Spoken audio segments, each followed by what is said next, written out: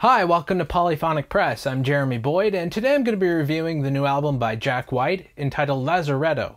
Here we go.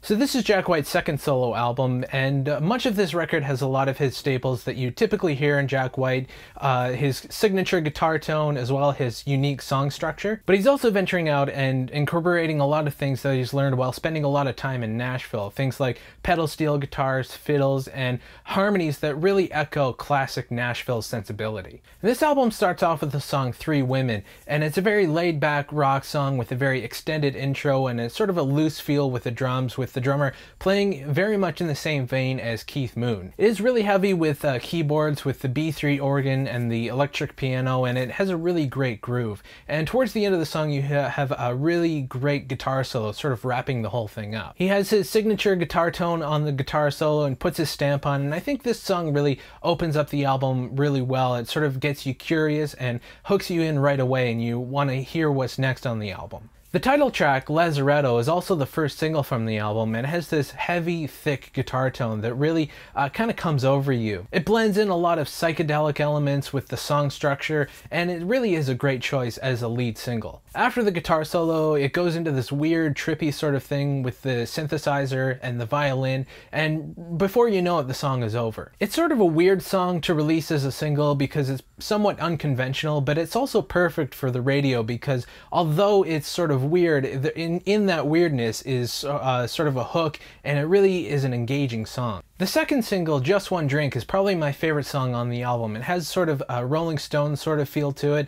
With the sort of boogie rhythm, it really has that Rolling Stones sort of loose blues rock sort of vibe. It has some country elements thrown in there as well, with the honky-tonk piano, the fiddle, and the harmony vocals really sound like a country song from the early 1960s. Those two styles kind of blend together, and I'm really glad that this song is being released as a single because a lot of the time a song like this could end up being just a deep cut on an album and sort of being underappreciated and only really recognized among hardcore fans, and I'm glad that it's getting a wide release. The song Entitlement takes on somewhat of a different tone from the rest of the album, and it's very influenced by country with the pedal steel guitar and the banjo and the sort of southern accent that Jack White is singing in. The song's lyrical content is interesting as well. It's sort of about how Jack White sees the world in modern times and sort of how he sees people with a sense of entitlement, and when he sort of goes after the same thing that those people are going after, he's sort of wondering why he's being criticized for it, and these people sort of get a free pass. The lyrics match the music really well, and it's a very thought-provoking, poignant song in the middle of a great rock record. And the album ends with the song Want and Able, which is a slow ballad sort of song with the acoustic guitar and the piano sort of playing off of each other. This is a pretty good song, but I felt like there were more than a few moments in the song where the drums could have kicked in, and I think that having the drums in this song would have made it a much more complete and whole record as opposed to just the piano and the acoustic guitar.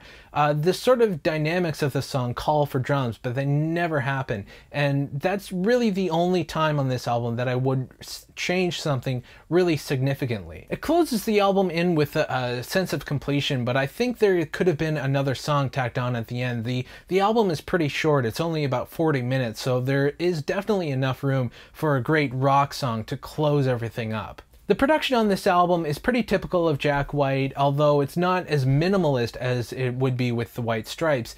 He sort of went for a more grand production with using additional musicians that weren't part of the core band. I really like this album, but it's not as strong as Blunderbuss, and there were a few things that I would change, but really nothing too major.